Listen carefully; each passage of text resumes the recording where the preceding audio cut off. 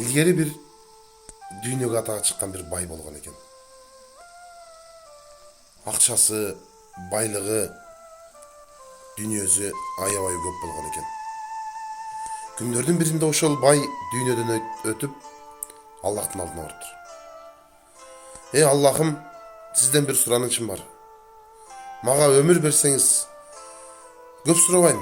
Кичине өмүр берсеңиз, кайта барып каталарымды толуктап келейин дептир. Мейли. Канча өмүр сурайсың дептир.